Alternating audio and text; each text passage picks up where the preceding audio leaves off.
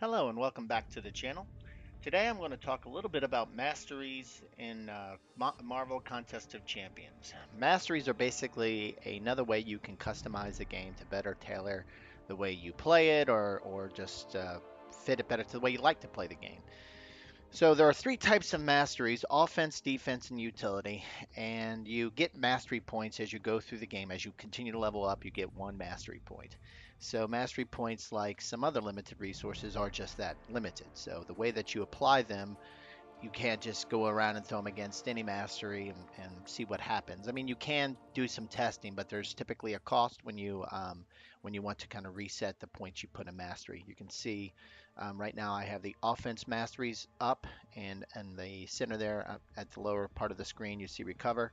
So you can always recover, but you can see you only have a limited number of recover points.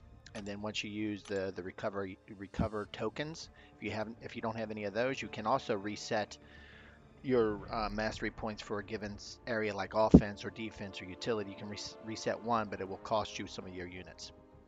So when you apply your mastery points, do so kind of after putting some thought to the way you want to customize the game, just so you don't have to waste too many recover tokens or units. So anyway, when it comes to the different offense, defense, and utility mastery setup, I'm going to cover the way that I like to do it. Again, this is my preference. It's the way that I've customized the game, but maybe going through the way that I said it, hopefully it'll give you a sense of some of the options you have.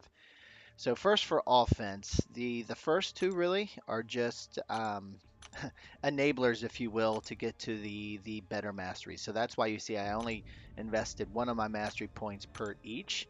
So they basically, the first one's strength, which gives you a minimal amount of attack, additional points, and then greater strength gives you a higher percentage of points across, or I should say, attack points across all your champions.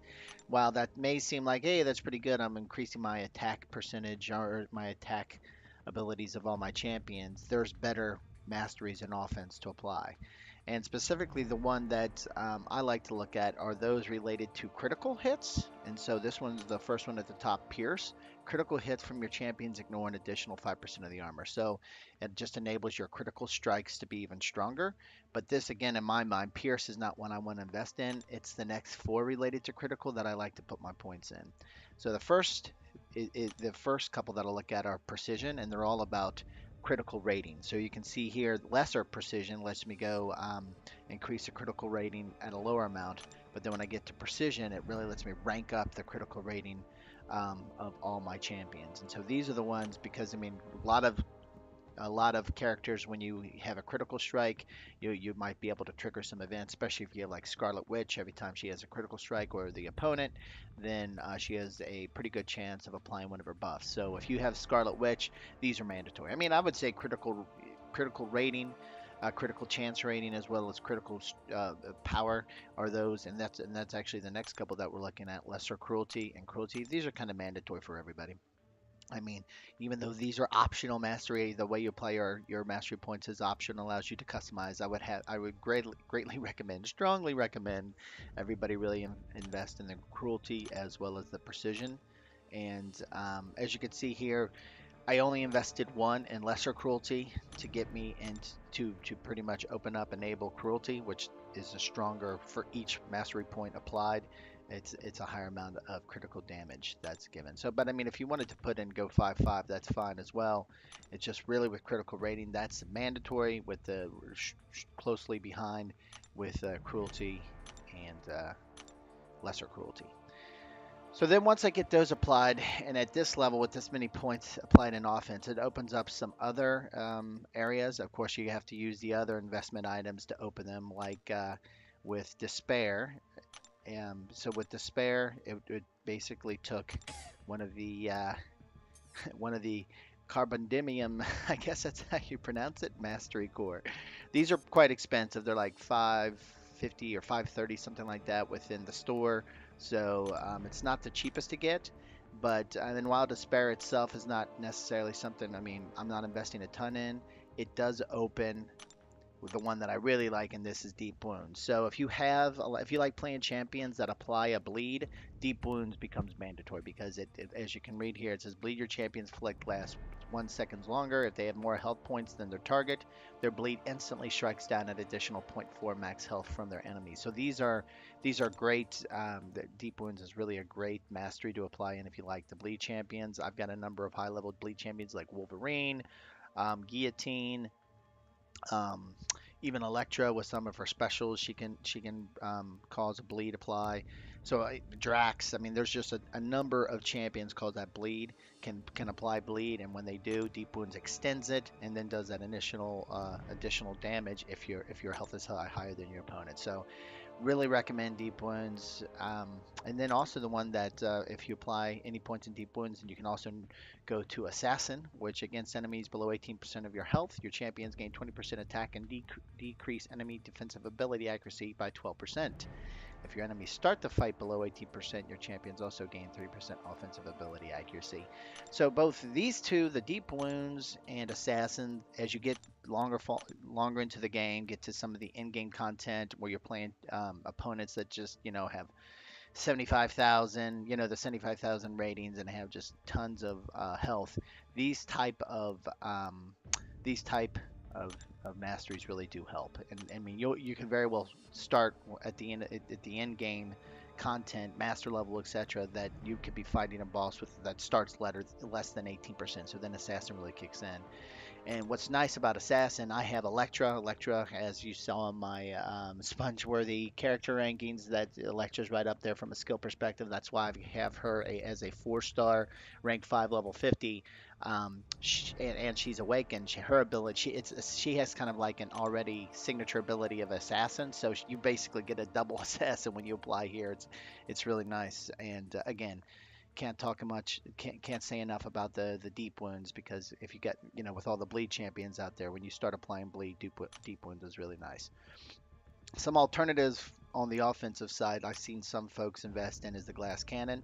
So these items, glass cannon basically talks about you increase your health at the decrease of you increase your attack ability at the expense of your health, basically. And that's what a lot of these kind of have a similar kind of theme. You increase special attack damage for all champions, but they sacrifice 5% of the health for each activation. So it's kind of like all of these at the top here, whether it's glass cannon, recoil, etc. You really ramp up your champion's attack ability, but at the expense of health. So if you're one of those players that's good enough that doesn't get hit a lot, then this is a place you can go and you can just wrap up fights fairly quickly, faster, just because you don't have to worry about health because you're not getting hit. You're great. You can evade. You can intercept. You can parry well. So you can definitely. I mean, this is a route you can definitely think about. I'm not the best evader, or I can parry and intercept fairly well, but when it comes to evading, still getting it down. So I can't necessarily invest a ton in the glass cannon lanes, but I do definitely like the other side down here with Despair, Deep Wounds, and Assassins. So let's go check out defense quickly. Similar to strength over an offense, same thing applies for vitality. Vitality and greater vitality are those that pretty much just open up a number of the other ones, the other mastery areas that I'm more interested in, so that's why I have minimal points applied there.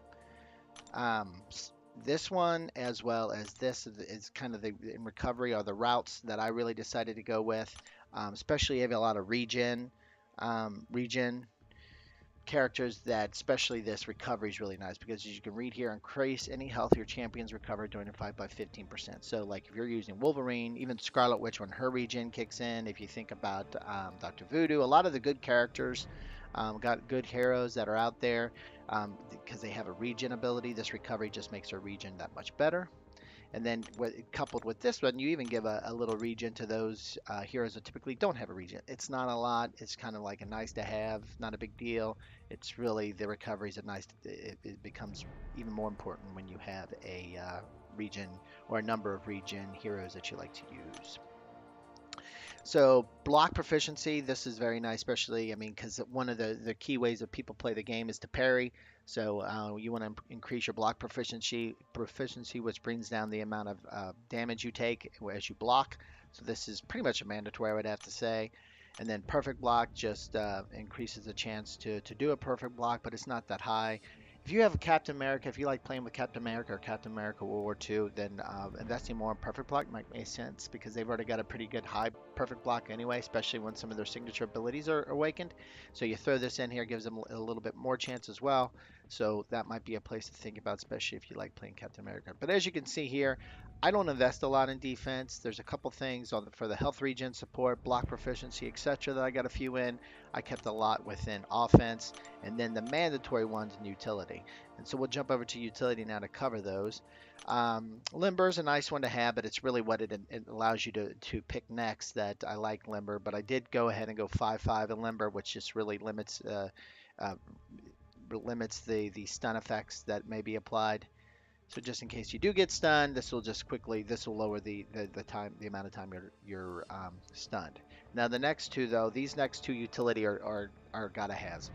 I mean these are kind of key ways that you play the game. First is parry. So when you block, you parry and stun the opponent. This is a gotta have. This is a way most players play the game. As you can see here, timing to block right, then attacks to reduce the damage. So you're not only reducing the damage, which helps in your block proficiency, also reduces the damage, so further damage reduction on a block. It also stuns the opponent, which is then allows you to jump in and do your own combos. And then the other one here is dexterity. So you evade all the attacks while dodging back, and so this helps do that evade that you see the dexterity comes up. You'll see some players get. This is what enables that. And so this is another way. So between evading back, you got parry, and once you learn how to intercept, those are the three key ways. You know, most people that play this game well, those are key ways they play the game. So these are pretty much mandatory utility masteries. And then lastly, the one that I invested in was Stupefy, so it extends those stuns. So if I'm parrying a lot, then this also extends my stun. Plus there's other characters like a Thor that might stun, or Ronan that this just extends their stun even further. So this is a nice one to have. Another one that I'll probably be applying in later will be the Mystic Dispersion. Your Mystic Dispersion accrue additional power each time at a higher accrue power rate each time an additional enemy beneficial effect expires. So as their buffs expire, your enemy buffs expire, then if you have a Mystic champion, they accrue power. Given the number of great players great champions that I have that are Mystic, if you think of Dr. Voodoo, Guillotine, and Scarlet Witch, this is probably one that I'll invest in down the road. But you know, when I think of something like Deep Wounds or Assassin and taking those higher compared to Mystic Dispersion can wait. As you can see, I prioritize heavily on the offensive side. I'm going to continue to do that at level 53. I've got 7 more coming through level 60. I'm going to be putting them within the offensive side mostly. Probably take. I don't know if I'll take deep wounds. If you see, I got 3, 4, that's 7. I can apply them all there, or 1 and 2 Mystic Dispersion. I'll probably put a couple. I'll probably save 1 or 2 for Mystic Dispersion, but we'll see as we get there, kind of thing. One quick note regarding um, the utility mastery items. One of them to consider this dexterity. There was there was a specific node in the Drax challenge that came up that every time that you had a beneficial buff applied to you, that automatically increased the power rate of power, you know, of all the enemies. And one of the things that a lot of people got tricked on early, because a lot of folks invest in dexterity, is that when you do dodge back, you do get a buff in your critical rating. As you can see there, an attack in this way grants plus 250 critical rating for your next attack. And so as soon as that applied, then you would see the power rate. So you would dodge back doing your normal kind of playing, and then all of a sudden, especially a lot of people would try to play opponents that wouldn't have that don't have a lot of buffs, like Electra, for example.